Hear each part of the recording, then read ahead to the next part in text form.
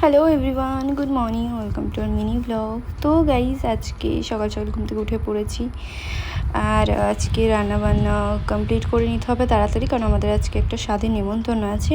তো আমার বর যেহেতু যাবে না, আমার বরের জন্য রান্নাটা করছি। তো এখানে কচুরলতি আর ডাল হবে, আর আলু পটল ভাজা, কাঁকরোল। তো তারপর আমি তাড়াতাড়ি রেডি হয়ে নিলাম রান্নাবান্না কমপ্লিট করে। তো এই দেখো এখানে রেডি হয়ে আমি চলে গেছিলাম আমাদের, মানে এই স্বাদের এই নেমন্তন্নটা পেয়েছি একদম আমাদের বাড়ির পাশে, আর ওই যে ওই দিদিভাইটার স্বাদ এই যে। তো তারপরে খাওয়া দাওয়া কমপ্লিট করে নিলাম। এই দেখো এখানে চাটনি আর পাঁপড় খাচ্ছি, এটা আমার বর্ণাদ, এটা হচ্ছে আমার শাশুড়ি। তো তারপরে বাড়িতে আজকে আমাদের অনেক লোকজন এসেছিলো। তো তারপরে একটু সন্ধেবেলায় চাউমিন খাওয়া হলো। তো চাউমিন খাওয়া দাওয়া করে ওরা ওদের মতো বাড়িতে চলে গেল, আর আমি এখানে রাত্রিরের ডিনার নিয়ে বসে পড়েছিলাম।